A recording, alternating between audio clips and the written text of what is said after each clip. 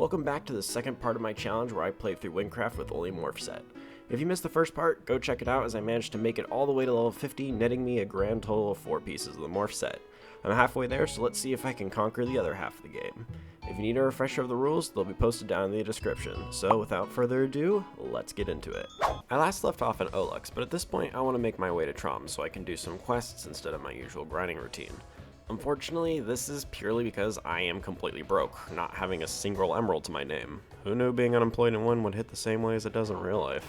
So, with empty pockets and a minimal amounts of potions to my name, I attempt to cross the Great Bridge. But apparently, this is now a much bigger hurdle than it used to be.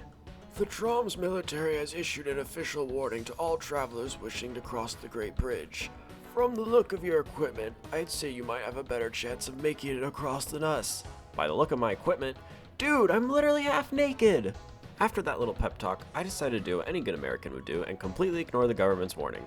I had no idea you actually had to fight a mini-boss here, so that caught me off guard a little. I had a few close calls, but I primarily just circle around the arena and fish for hits with Aerostorm and Guardian Angels to finish it off. Honestly, it was a really cool fight and definitely one of my favorites now, and I just love that it gives the Great Bridge a bit more lore.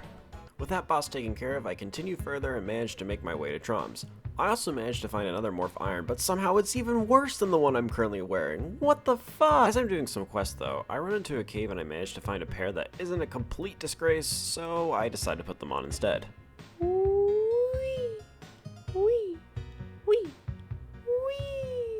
I also couldn't help but notice that Slycer was a measly level 0 crook. No wonder Trom ditched him for Bob. I heard he had over 50 million power in today's sponsor, Rise of... I'm kidding, this isn't sponsored. Moving on, Slycer doesn't seem to like my insult and immediately challenges me to a duel. But before I head inside, I end up finding Evanescent, which honestly brings me to life. I decided to re-roll it and ended up with terrible mana regen, but I keep it nonetheless. With no more preparations necessary, I head into the Undergrowth ruins. The dungeon itself hasn't changed very much, so it was pretty uneventful. The only real difficulty is that I learned everything resists water damage, so I have to use my old bow. Now, just like all the other dungeon bosses, Slycer has been completely updated. Despite this, I have not challenged any of these bosses as the most recent update, so I'm doing this fight completely blind, much like all the other ones.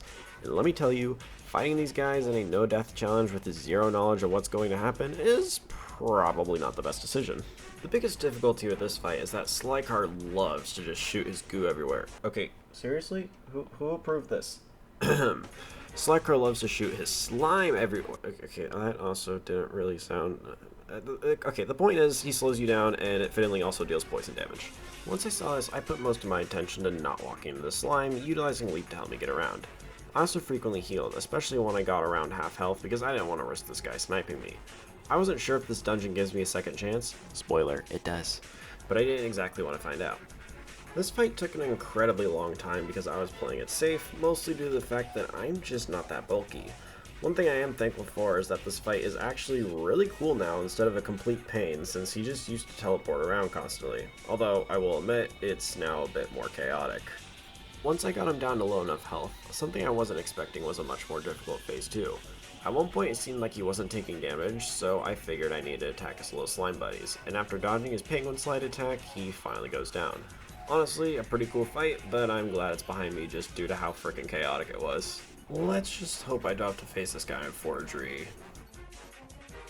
The next dungeon brings me to the ocean, but considering there's not too much content there for my current level range, I decided to move back over to Olux to continue my grinding, opting for quests once again, mostly because I'm horribly impatient.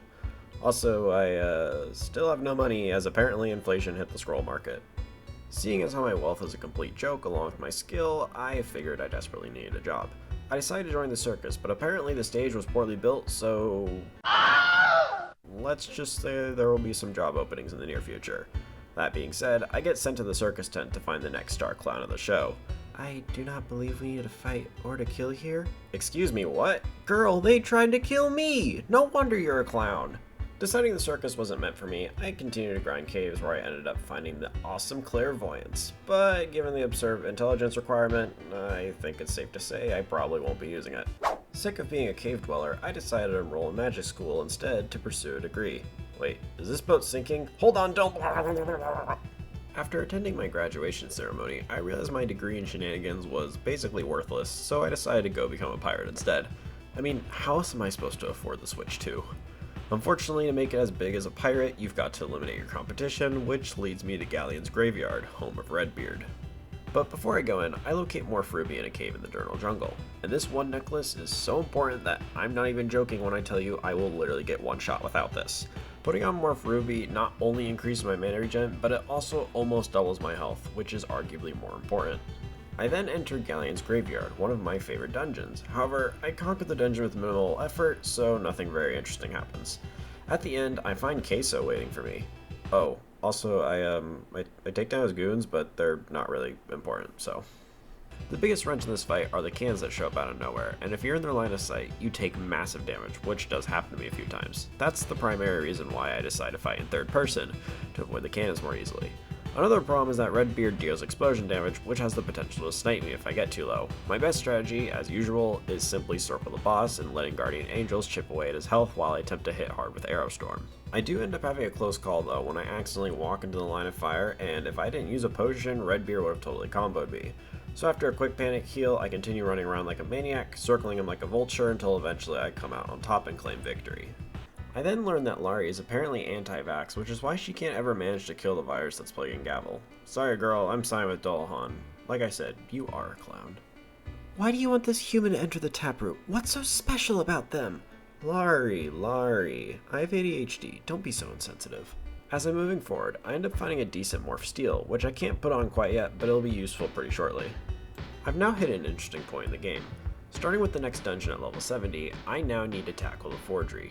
If you aren't aware, Forgery consists of every dungeon I've done up until this point, well, sort of, but amplified for the higher levels, and to make matters worse, they don't give me a second chance. So if I slip up and die, I'm gonna find myself back at the class selection screen with a bucket full of my tears.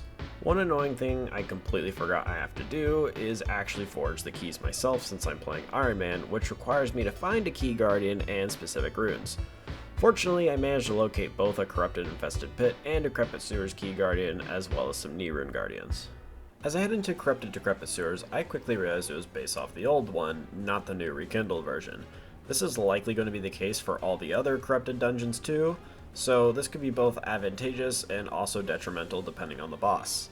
This might be foreshadowing. This suspicion of mine is proven to be factual as I enter the boss fight, noticing this Witherhead is definitely not who I faced all the way back at level 9. At this point, I've unlocked almost all my upgrades for Guardian Angels, so it does most of the work while Aerostorm deals some burst damage until the Witherhead imposter is dealt with.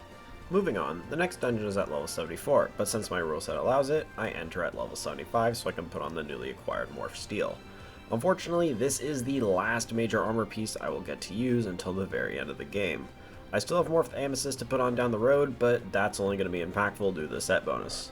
As I'm finishing my preparations, the anti-vaxxer decides she's had enough of me and challenges me to a battle. And let me tell you, if you don't know what you're doing, this fight is kinda hard. No, not Laurie makes you hard. Never mind. Point is, I take care of the funny elf girl and finally convince her that vaccines are super important and she should probably get her dog checked out. With that out of the way, I once again regret my decision of picking Ironman since I cannot buy dungeon keys or runes whatsoever. Deciding I didn't want to waste hours of my life hunting them down, and trust me, I did for at least 2 hours, I asked my girlfriend to help me by simply opening up the dungeons for me, but not joining me in the boss fight. Except for this next one, because oh boy was this fight a piece of shit. What I'm trying to say is that Corrupted Infested Pit might be my new least favorite dungeon after the hell that I went through. Charlotte in this fight is 1,000 times harder than her newer counterpart for one reason and one reason only. And I'm just going to put this out here right now, I am going to disqualify this dungeon from the run since I encountered a massive bug that made this fight pretty much unwinnable for me on my own. You see, during the fight, there's a stone statue that spews out spiders. Yeah, that one right there. And you have to defeat it to stop it temporarily. However, if you look closely, you're going to notice that there is no hitbox, no health bar whatsoever preventing me from hitting that thing. As a consequence, spiders will continue to spawn endlessly to the point where I am so overwhelmed by mobs that it is impossible for me to defeat them all. So I re-challenged this fight not once, not twice, but 8 times, and there is a total of 1 fight where the statue actually had a hitbox. I tried switching worlds, relogging, but no matter what I did, nothing seemed to work. This hitbox was not gonna spawn. You'll also notice in some of these deaths that there was another person in the boss fight with me. That is my girlfriend, because I asked her to join me to see if perhaps maybe she could see the hitbox and it just wasn't working for me. But even so, it wasn't working for her either. No matter what happened, we tried relogging, like I said, nothing seemed to change. Eventually, by some miracle, we actually encountered a boss fight where it finally spawned in. I don't know what triggered it. We didn't switch worlds or anything, it just seemingly happened. And we actually managed to defeat Charlotte together in this fight. So, because of the fact this boss fight just refused to function properly, making it pretty much unbeatable, I have made the executive decision to disqualify it. But if any of you guys know why this happened or even how to avoid it next time, please let me know down in the comments because that'd be greatly appreciated. Maybe play by the rules next time, you eight-legged bastard. Anyway, now that the horrible spider is out of my hair for the rest of the run, I next set my sights on the Corrupted Lost Sanctuary, which is a corrupted version of a dungeon that no longer exists. For those who aren't aware, Lost Sanctuary was replaced by Time Lost Sanctum, and honestly I'm a little bummed there isn't a corrupted version of it. Because, let's be real, nobody likes Lost Sanctuary very much. If you're one of the 3 Lost Sanctuary fans out there, you're just wrong. Stop lying to yourself. Anyway, I'm about to go on a bit of a steamroll here. For the next few dungeons, unlike the last one, they have incredibly easy boss fights, especially Corrupted Garroth, since it's entirely reliant on how much endurance you have, or in my case, walk speed, since I can just easily dodge them the whole time. The only thing you can do is kill the creepers to get TNT and try to chap Garroth as he drowns in lava. Honestly, a pretty uneventful fight, but I'm not complaining. As I'm leveling up, I managed to find myself a Morph Amethyst, which unfortunately I won't be able to wear until after I beat Corrupted Sandswept Tomb. Before I go, Laurie apologizes and decides to quit the circus once and for all, but as some sort of sick joke, she sends me to the back rooms? No, stay away! With the ex-clown finally behind me, I head into the Corrupted Underworld Crypt. This time around, the survival fights were a lot more manageable, although for some reason I had 2 enemies spawn for the final section here, which I was worried about, but it didn't end up causing any difficulties. Last time, Charon was a complete joke, and this time I humiliated the man even more, so much that I'm not even going to fast forward through this fight just so you can see how quickly he died. Yeah, Charon, he stood no chance. Speaking of quick deaths, the next dungeon, Corrupted Sandswept Tomb, was the exact same situation. This man just does not have what it takes to catch up to me, and it does him in pretty quickly. With that out of the way, this finally means I can put on Morph Amethyst, which nets me some more health and some other stats. Unfortunately, however, this is all I'm gonna get until the very end of the game. Morph Stardust is easily the most powerful piece of the Morph set, but with no helmet to substitute it, I'm gonna have to do my best. Especially since I've still got to face some of the toughest boss fights left in the entire game. Deciding I've had enough of Forgery for now, and mostly because you couldn't pay me to go into Ice Barrows, I decide I'm going to venture off to Corkus. And I'm just going to say, steampunk is one of the coolest fantasy genres. I used to be obsessed with it as a kid all the way until high school. Maxie, are you sure this is safe? After running around Corkus, it was finally time to tackle Fallen Factory. Now, I personally love this dungeon, especially since the boss is so comical throughout the entirety of it, but boy is it a pain to run through over and over again. This is one of the longest dungeons in the entire game, and I'm just grateful there isn't a corrupted version of it yet. You're not gonna shoot a puppy, are you, Jack? Yeah, in the face. Why? Unhappy with my war crime, the sentient AI decides I don't deserve to live. This boss is a bit different from normal bosses, as you have to get 2 keys to actually get to the boss room, which involves killing enough mobs to unlock the door and eliminating some mini-bosses to get said keys. Now, this boss isn't too difficult, it's more annoying than anything, as it's constantly teleporting around, resembling Slycer's original fight. But it doesn't really seem to be dealing too much damage to me, so after spamming Arrow Storm and trying to fish for hits with Guardian Angels, Fallen Factory is crossed off the list. Now, unfortunately, this means I need to immediately challenge my oh-so-favorite dungeon, Corrupted Ice Barrows. I didn't get a chance to face off against Theoric last time, but considering this is his older counterpart and not the new updated one, I am anticipating this fight to be a little bit easier than expected. After suffering through one of the worst puzzles this game has to offer, it was time to finally show Theoric how much he sucks. I didn't really get to show it before, but the new Theoric is all about setting traps on the battlefield, unlike this guy. So all I really need to do is just avoid his goons and circle him, but... oh god, that was way too close. I decide from this point to back off and play a little more safe, which thankfully pays off, meaning the worst dungeon is finally behind me. Yeehaw! As of now, I decided to try and hunt down my endgame bow, Torrential Tide, but even after checking every single cave in the Lost Canyon, I unfortunately could not find one. So I then resorted to plan B and managed to find myself a Gale's Force. And while it has pretty abysmal walk speed, it's unfortunately going to have to do. It's now time to set sights on corrupted Undergrowth ruins. At this point, I'm also now going to make a significant altercation of the rule set and just completely forego doing Kira Hive. My reasoning behind this is that I was planning on challenging Kira at level 100 anyway, but since we all know how good Morph is, it's pretty obvious it won't even be a challenge. The same goes for Legendary Island, which I will be including some future challenges, just not this one. People challenge Kira all the time with a Morph Set, so I think it would be a lot more interesting to try and accomplish that with different restrictions, hence why I'm deciding to leave it out this run. With that cleared up, I'm now getting ready to face Slycer once again, and I am very grateful this is not the updated fight, because as cool as it is definitely harder. This one is just purely annoying due to his constant teleporting, bearing a striking resemblance to a sassy computer I just fought. But with a final bonk on the noggin, Slycer goes down once and for all. A pretty simple fight, but unfortunately for me, this is going to be the last easy boss fight in the game. As I'm now nearing the end of the challenge, it's time for me to find the most important piece of the set, Morph Stardust. This helmet is the key to my success, as it offers a lot of really good stats, the most important ones being mana regen and spell damage. Fortunately, I managed to find one in the Sky Islands, and I get a pretty decent roll on it. Oh hey, it's someone else who tried the Morph Only challenge. Good thing I didn't pick Shaman.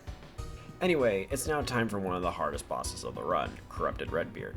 Because of this, I decided to go ahead and hit level 100 just so I could put on that Morph Stardust, finally completing the Morph Set. I'm only going to be able to use this thing for 2 boss fights at most, so I figured I'd allow for this one, especially after coming so far. And what better way to celebrate finally getting a helmet than to put on a hat, oh yeah. Also, since I'm using Gale's Force, it only seems right to use Gale's bow.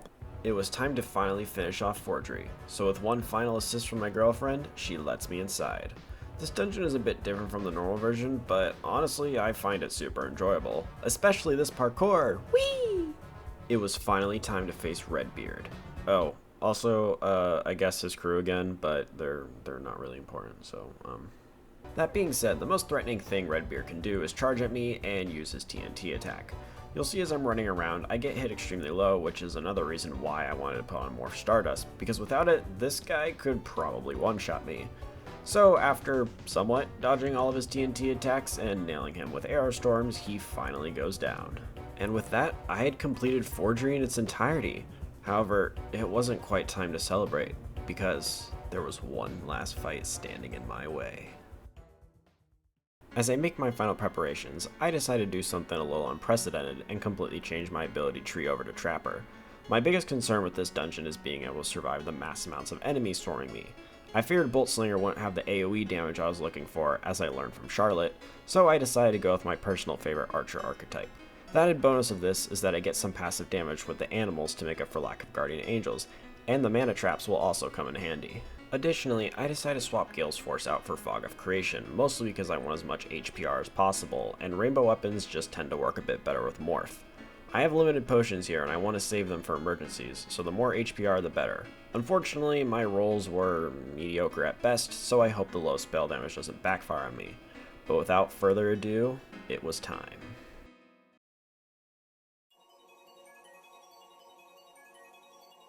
I had done it. I made it to the top of EO and was now facing the final boss. Would I be victorious? Would I win?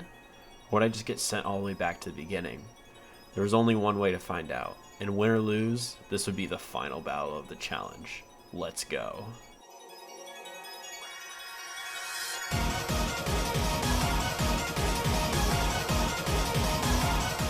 The Eye is easily one of the most difficult bosses in the entire game. To start off, the Eye has a lot of health, a whopping 5 million to be exact. Probably the single most infuriating and difficult part of this fight is the constant swarm of mobs that are harassing you. This is the main reason why I decided to change to Trapper at the last second, because honestly, I don't think Guardian Angels would have done much to help me here at all. Something to note is that the Eye doesn't regenerate health, so it's best to play defensively, which is how I primarily use my traps. The first phase of the eye isn't too difficult. The most you have to worry about is keeping the enemy spawns at a controlled minimum. While you do this, the eye will fire burst projectiles at you and sometimes even a wave attack to push you back. I mostly relied on planting my mana traps close by so I could have a good form of mana regen to constantly use Arrow Storm, which is unfortunately the most consistent way I can deal damage to the eye due to it being stationary. Once the eye drops to 3 million health, it starts raining down eyeballs briefly, leaving behind poisonous puddles. I take care not to get hit by the eyeballs or land in the puddles because boy do they hurt. After the rainstorm, this is where things start to get serious, as the eye now adds a giant frickin' laser tentacle thing to its arsenal, firing every 10 to 15 seconds, telegraphing the move with a giant purple circle. I found the most consistent way to dodge this was to use escape spell to cross the room, but sometimes my timing was off and getting hit by that laser is very punishing, putting you in a range where you can get finished off by any mobs, which is another reason why you have to focus on crowd control. At this point, even more mobs are beginning to spawn, sometimes even knocking me down pretty low. At this point, I'm extremely grateful to have my traps with me for crowd control, and I am definitely not regretting changing to Trapper. You know, Shaman ain't looking so bad right now. This phase continues all the way until the eye hits around 1.6 million health, where it will initiate its second raining eyeball phase. Until then, however, the eye has added more projectiles to its arsenal. Furthermore, it also has some physical attacks, but due to me keeping my distance, it hasn't been using them. The eye can swipe at you with a tentacle sometimes, and it can even charge forward at you and attempt to straight up eat you, but that won't start until after the second raining eyeball phase. I continue prioritizing placing traps around me to utilize the mana regen, and also hopefully chip some health off the eye with the explosions, but I think I might have been a little too far back for it to reach. One thing I did forget to mention was how the snakes that I spawned from Aerostorm also decreased the attack power of enemies they hit, giving me some more survivability. At this point, I've knocked it down low enough to where the second raining eyeball phase begins. Unfortunately, however, this marks the beginning of the hardest phase of the fight. The eye utilizes an infamous deadly explosion attack that can easily kill you if you're not careful. Occasionally, an enemy will spawn in the back of the room and make its way to the eye, and you have just a few seconds to kill it. If you don't, you just straight up blow up and instantly lose 90% of your current health, which leaves you wide open to being finished off by one of its many attacks. Fortunately for me, however, my roots from Aerostorm managed to slow it down so I can easily wipe it out with continuous Aerostorms. But for some reason, this enemy only spawned once in the entire fight, so let's just say I'm grateful that I don't have to worry about it that much. This phase lasts all the way until you eliminate the eye's remaining health. Normally, the wretches spawn pretty frequently, so I'm not really sure why it only occurred once for me, but it definitely makes my job a lot easier. It's also been pretty clear, but the eye is now using its Munchie attack, attempting to gobble up any unsuspecting players who get too close. This is another reason why I hang back, out of its path, so I don't have to worry about turning into a human-sized gumball. At this point, I'm desperately trying to nail this thing with Aerostorm as I do my best to avoid the sea of mobs coming after me. It has less than 1 million health left, so I'm just there.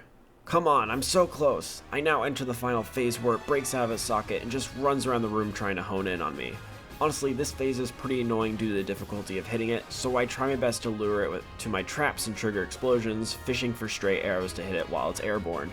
You have to be extremely careful as the eye is super quick and also wields an explosion attack, which can bite off big chunks of your health, but every time I hit it, it seems to bounce off of me.